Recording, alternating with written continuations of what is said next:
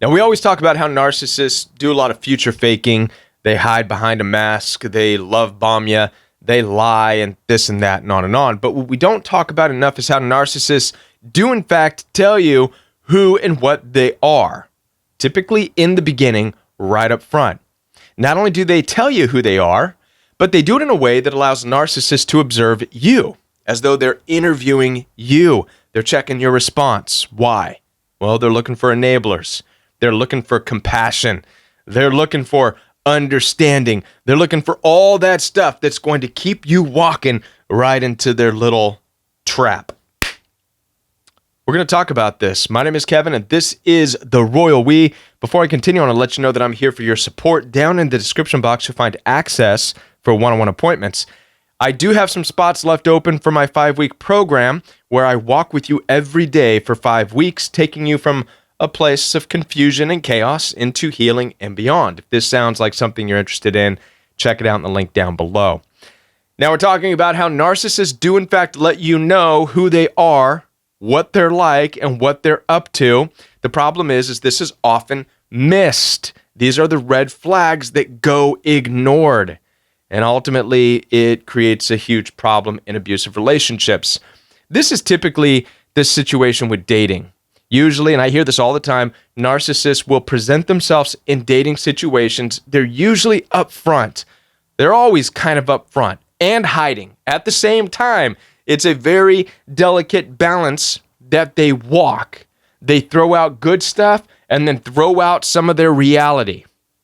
But they do it in a way that can sometimes catch you off guard and almost cause you to be more interested in them. So, for example, maybe you're with Mr. or Mrs.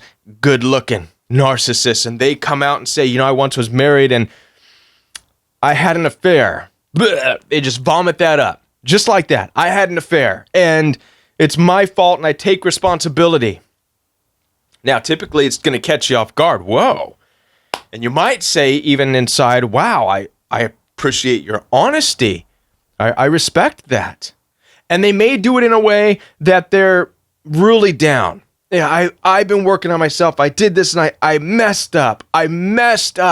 You're stricken by their honesty. You're humbled by the fact that they can throw that out there, and you're left feeling this, I don't want to be judgmental.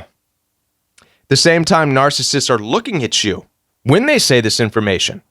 How many of you have experienced this, right? I did this in my marriage, and then they look at you. Maybe not that extreme, but you know what I'm saying. They're looking at you, making eye contact. What are they doing? They're searching you. They're scanning you, right? Are they enablers? Are they compassionate, non-judgmental? They're going to give me a pass, right? This is what's going on in their mind. They're looking at your body language, all right? This is typically an area where the red flags are missed because you're having a good time with the rest of the conversation. This just threw you off guard, but at the same time, you're impressed by the honesty, so you don't know what to do with it. You don't know right away to say, okay, boom, instant wall. Whatever I thought was there, I now have to take 5, 10, 20 steps back until I'm able to understand what was that all about. What did I just hear? An affair. Okay, boom. I know I don't know the whole situation, but I do know an affair was involved. That just puts that into that mix. I've got to sort that out before I get any closer. And I know this sounds deep. Like, Kevin, that's an awful lot, but this has to be automatic in our lives, right? You meet a friend, a new person, a buddy to hang out with, suddenly comes out saying, I once stole something, and they stare at you. I once stole something. I feel bad about it. They're looking at you, scanning you, right? Are you an enabler?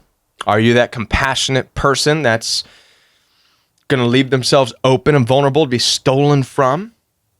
Or are you going to show, whoa, okay, all right. Now, typically we fall, a lot of people, empathic people, non-denominational Christians, people in churches, people with faith, fall in these areas. This is where we become extremely gullible in the past, but no more, right? But because we got to have compassion. We got to have compassion, right? And it's okay. Whatever happened in the past stays in the past. Is that not the mentality? Wrong. Whatever happened in the past happened for a reason. We need to now live our lives understanding, okay, we better understand the reason before we allow any more closeness to this individual or to these people or to this family or to this anything. You following what I'm saying? This is why it's so important. Because after they do this, which can be easily missed, these red flags can be missed. And by the way, I'll give you another one. One more, and then I'll continue. Let's talk about somebody who is an alcoholic. This is a big one. Happens all the time. Alcoholics will oftentimes cough that up. I struggle with that. I'm an alcoholic. I was an alcoholic, but I've really cleaned up and I've changed and I'm stopping. Listen, the instant thing should be, okay, red flag. This person was an alcoholic. The reason is because there's an understanding. Once an alcoholic, always an alcoholic. This is the truth for AA. They understand this in AA. They understand this in CR, Celebrate Recovery. The addictive personality never goes away. There's a reason why accountability in these programs is oftentimes a lifelong commitment. They understand that in order to not fall into that alcoholism, they can't go near wine or near beer. So to hear somebody say, I used to be an alcoholic, you better be prepared for what that means. It means they're still an alcoholic. They can't go near that stuff. Okay?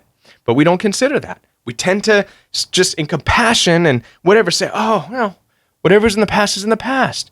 You're different. Surely you can come with me. We can have a glass of wine together. You have to worry about that.